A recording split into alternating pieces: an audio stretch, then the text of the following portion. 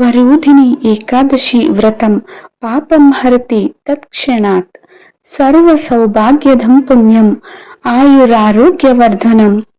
ವರೂಧಿನಿ ಏಕಾದಶಿ ವ್ರತವು ತಕ್ಷಣವೇ ಪಾಪಗಳನ್ನು ನಿವಾರಿಸುತ್ತದೆ. ಇದು ಸಕಲ ಸೌಭಾಗ್ಯವನ್ನು ನೀಡುತ್ತದೆ ಮತ್ತು ಆಯುಷ್ಯ ಹಾಗೂ ಆರೋಗ್ಯವನ್ನು ಹೆಚ್ಚಿಸುತ್ತದೆ. ನಮಸ್ಕಾರ ಸ್ನೇಹಿತರೆ, ಭಕ್ತಿ ಸಾಗರ ಚಾನೆಲ್ಗೆ ನಿಮಗೆಲ್ಲ ಹಾರ್ದಿಕ ಸ್ವಾಗತ. ಇಂದು ನಾವು ತಿಳಿಯಲಿರುವುದು ಅತ್ಯಂತ ಪವಿತ್ರವಾದ ವರೂಧಿನಿ ಏಕಾದಶಿಯ ಮಹಿಮೆಯ ಬಗ್ಗೆ. ಈ ಏಕಾದಶಿ ವ್ರತವನ್ನು ಆಚರಿಸುವುದರಿಂದ ಎಲ್ಲ ಪಾಪಗಳು ನಿವಾರಣೆಯಾಗಿ ಸೌಭಾಗ್ಯ, ಆರೋಗ್ಯ ಮತ್ತು ದೀರ್ಘ ಆಯುಷ್ಯ ದೊರೆಯುತ್ತದೆ ಎಂದು ಶಾಸ್ತ್ರಗಳಲ್ಲೂ ಹೇಳಲಾಗಿದೆ. ಹಾಗಾದರೆ ವರೂಧಿನಿ ಏಕಾದಶಿಯ ಮಹತ್ವವೇನು, ಪೂಜಾ ಸಮಯವೇನು, ಈ ದಿನ ಯಾವ ರೀತಿಯಲ್ಲಿ ಪೂಜೆಯನ್ನ ಮಾಡಬೇಕು, ಇವರ ಫಲಗಳನ್ನು ತಿಳಿಯೋಣ. ವರೂಧಿನಿ ಏಕಾದಶಿ ವ್ರತವನ್ನು ಚೈತ್ರ ಮಾಸದ ಕೃಷ್ಣ ಪಕ್ಷದ 11ನೇ ದಿನದಂದು ಆಚರಿಸಲಾಗುತ್ತದೆ. ವರೂಧಿನಿ ಏಕಾದಶಿ ವ್ರತವನ್ನು ಪಾಲಿಸುವುದರಿಂದ ಪಾಪಗಳು ಕಳೆಯುವುದು, ವಿಷ್ಣುವಿನ ಆಶೀರ್ವಾದ ಲಭಿಸುವುದು ಎನ್ನುವ ನಂಬಿಕೆಯೂ ಇದೆ. 2026ರ ವರೂಧಿನಿ ಏಕಾದಶಿ ವ್ರತವನ್ನು ಯಾವ ದಿನದಂದು ಆಚರಿಸಲಾಗುವುದು? ಈ ವರ್ಷದ ವರೂಧಿನಿ ಏಕಾದಶಿ ವ್ರತದ ಶುಭ ಮುಹೂರ್ತ, ಪೂಜೆಯ ವಿಧಾನ, ಮಂತ್ರ ಮತ್ತು ಮಹತ್ವವು ಹೀಗಿದೆ. ಹಿಂದೂ ಸಂಪ್ರದಾಯದ ಪ್ರಕಾರ ವಿಷ್ಣುದೇವನನ್ನು ಪೂಜಿಸಲು ಏಕಾದಶಿ ವ್ರತವನ್ನು ಅತ್ಯಂತ ಶುಭವೆಂದು ಪರಿಗಣಿಸಲಾಗಿದೆ. ವಾಸ್ತವವಾಗಿ ಪ್ರಪಂಚದಾದ್ಯಂತ ವಿಷ್ಣು ಭಕ್ತರು ಏಕಾದಶಿ ವ್ರತದ ದಿನದಂದು ವಿಷ್ಣುದೇವನನ್ನು ಪೂಜಿಸುವುದರ ಜೊತೆಗೆ ಉಪವಾಸದ ವ್ರತವನ್ನು ಕೂಡ ಆಚರಿಸುತ್ತಾರೆ. ವಿಷ್ಣುದೇವನ ಆಶೀರ್ವಾದವು ನಮ್ಮ ಜೀವನದಲ್ಲಿನ ಎಲ್ಲ ರೀತಿಯ ಪಾಪಕರ್ಮಗಳನ್ನು ತೆಗೆದು ಹಾಕುತ್ತಾನೆ, ನಕಾರಾತ್ಮಕತೆಯನ್ನು ಮತ್ತು ದುಷ್ಟತನವನ್ನು ನಾಶ ಮಾಡುತ್ತಾನೆ ಎನ್ನುವ ನಂಬಿಕೆ ಇದೆ. ಒಂದು ವರ್ಷದಲ್ಲಿ ಬರುವ 24 ಏಕಾದಶಿ ವ್ರತಗಳಲ್ಲಿ ವರೂಧಿನಿ ಏಕಾದಶಿ ವ್ರತವು ಆಳವಾದ ದೈವಿಕ ಮಹತ್ವವನ್ನು ಹೊಂದಿದೆ ಎಂದು ಹೇಳಲಾಗಿದೆ. ಈ ಪವಿತ್ರ ದಿನವು ಭಗವಾನ್ ವಿಷ್ಣುವನ್ನು, ವಿಶೇಷವಾಗಿ ಅವರ ವಾಮನ ಅವತಾರವನ್ನು ಪೂಜಿಸಲು ಮೀಸಲಾಗಿರುತ್ತದೆ. ಭಕ್ತರು ಉಪವಾಸಗಳನ್ನು ಆಚರಿಸುತ್ತಾರೆ ಮತ್ತು ಆಶೀರ್ವಾದ ಮತ್ತು ಪಾಪಗಳಿಂದ ವಿಮೋಚನೆಯನ್ನ ಪಡೆಯಲು ಆಚರಣೆಗಳನ್ನು ಮಾಡುತ್ತಾರೆ. ಏಕಾದಶಿಯು ವಿಷ್ಣುವಿನ ಪೂಜಿಸಲು ಅತ್ಯಂತ ಪವಿತ್ರವಾದ ದಿನವಾಗಿದ್ದು, ವರೂಧಿನಿ ಏಕಾದಶಿ ದಿನದಂದು ಭಕ್ತರು ಈ ಶುಭ ದಿನದ ಕಠಿಣ ಉಪವಾಸವನ್ನು ಆಚರಿಸುತ್ತಾರೆ ಮತ್ತು ವಿಷ್ಣುವಿನ ಆಶೀರ್ವಾದವನ್ನು ಪಡೆಯುತ್ತಾರೆ. ಅವನು ಈ ಶುಭ ದಿನದಂದು ವಿವಿಧ ಧಾರ್ಮಿಕ ಮತ್ತು ಆಧ್ಯಾತ್ಮಿಕ ಚಟುವಟಿಕೆಗಳನ್ನು ಮಾಡುತ್ತಾರೆ.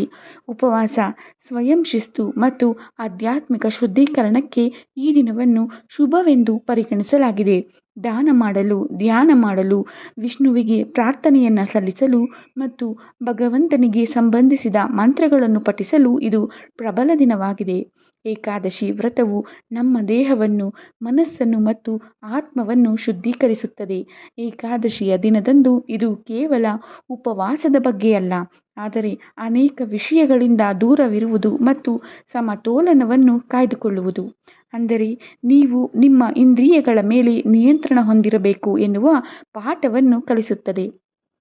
ಈ ಮಂಗಳಕರ ದಿನದಂದು ನೀವು ಆಹಾರ, ಕೆಟ್ಟ ಮಾತುಗಳು, ನಕಾರಾತ್ಮಕ ಆಲೋಚನೆಗಳಿಂದ ದೂರವಿರಬೇಕು, ಬ್ರಹ್ಮಚರ್ಯವನ್ನು ಕಾಪಾಡಿಕೊಂಡು ಮತ್ತು ಆಸೆಗಳನ್ನು ನಿಯಂತ್ರಿಸಬೇಕು. ಈ ಉಪವಾಸವು ತುಂಬ ಶಕ್ತಿಶಾಲಿಯಾಗಿದ್ದು, ಅದು ನಿಮ್ಮ ಎಲ್ಲ ಹಿಂದಿನ ಕರ್ಮಗಳು, ಪಾಪಗಳು ಮತ್ತು ಕರ್ಮದ ಹೊರೆಗಳನ್ನು ತೆಗೆದುಹಾಕುತ್ತದೆ, ಏಕೆಂದರೆ ಈ ಏಕಾದಶಿಯು 1000 ಪಾಪದ ನಾಶಗಳಿಗೆ ಸಮ ಎಂದು ಹೇಳಲಾಗಿದೆ. ವರೂಧಿನಿ ಏಕಾದಶಿಯ ದಿನಾಂಕ 2026ರ ಏಪ್ರಿಲ್ 13 ಸೋಮವಾರ.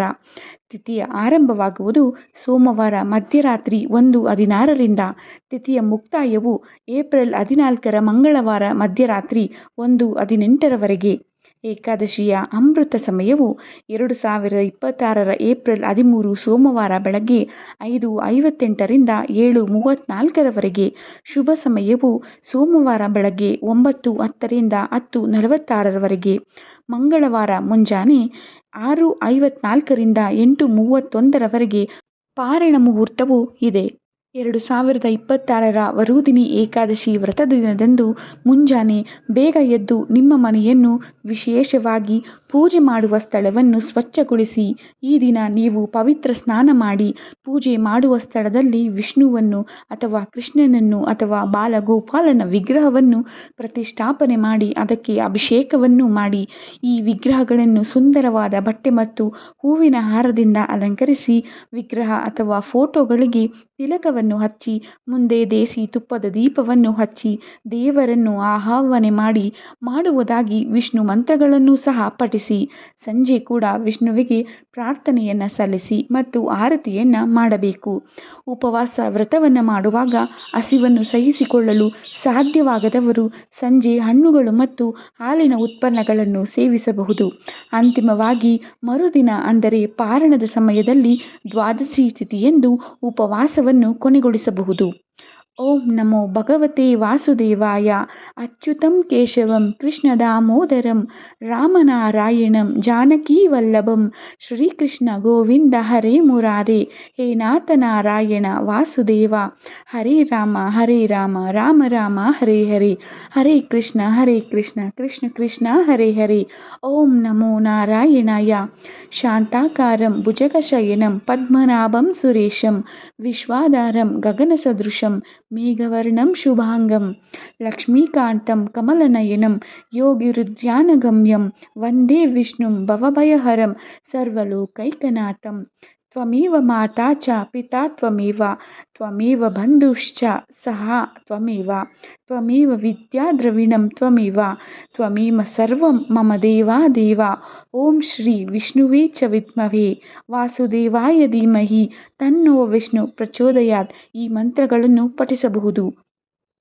ಇನ್ನು ವರೂಧಿನಿ ಏಕಾದಶಿಯ ವ್ರತಕಥೆಯು ಹೀಗಿದೆ. ಭವಿಷ್ಯ ಪುರಾಣದಲ್ಲಿ ಉಲ್ಲೇಖಿಸಿರುವ ಪ್ರಕಾರ ವರೂಧಿನಿ ಏಕಾದಶಿಯ ಮಹತ್ವವನ್ನು ಶ್ರೀಕೃಷ್ಣನು ರಾಜ ಯುಧಿಷ್ಠಿರನಿಗೆ ಹೇಳಿದನು. ಒಮ್ಮೆ ಮಾಧಾಂತ ಎಂಬ ರಾಜ ವಾಸಿಸುತ್ತಿದ್ದ. ಅವನು ನೀತಿವಂತ ಮತ್ತು ಶಕ್ತಿಶಾಲಿ ಆಡಳಿತಗಾರನಾಗಿದ್ದನು.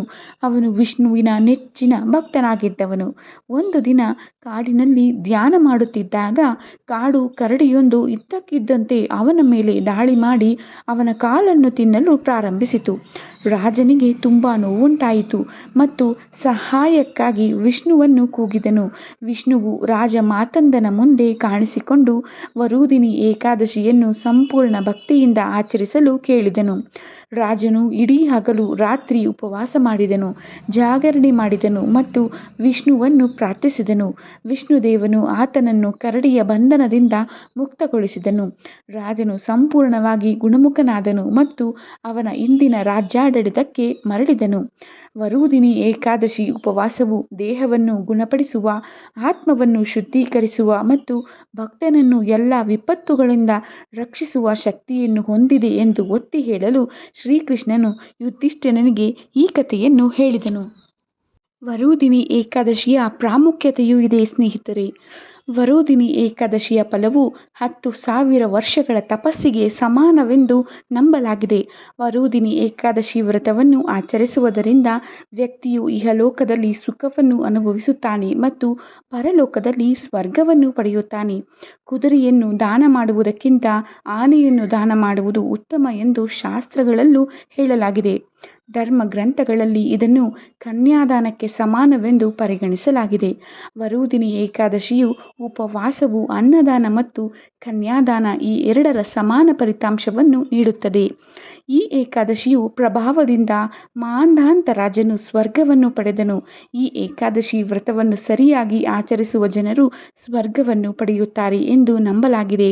ಗಂಗಾ ಸ್ನಾನದ ಫಲಕ್ಕಿಂತ ಅದರ ಫಲವೇ ಹೆಚ್ಚು ಅಲ್ಲವೇ? ಈ ವ್ರತವನ್ನು ಭಕ್ತಿಯಿಂದ ಆಚರಿಸಿದರೆ ಭಗವಂತನ ಕೃಪೆ ಸದಾ ನಮ್ಮ ಮೇಲೆ ಇರುತ್ತದೆ. ಈ ಮಾಹಿತಿಯು ನಿಮಗೆ ಇಷ್ಟವಾಗಿದ್ದಲ್ಲಿ ವಿಡಿಯೋಗೆ ಒಂದು ಲೈಕ್ ಮಾಡಿ, ನಿಮ್ಮ ಸ್ನೇಹಿತರು ಮತ್ತು ಕುಟುಂಬದವರೊಂದಿಗೆ ಹಂಚಿಕೊಳ್ಳಿ ಮತ್ತು ಇಂತಹ ಇನ್ನಷ್ಟು ಭಕ್ತಿ ವಿಡಿಯೋಗಳಿಗಾಗಿ ನಮ್ಮ ಭಕ್ತಿ ಸಾಗರ ಚಾನಲನ್ನು ಸಬ್ಸ್ಕ್ರೈಬ್ ಮಾಡಿ. ಧನ್ಯವಾದಗಳು. ಜೈ ಶ್ರೀ ವಿಷ್ಣು.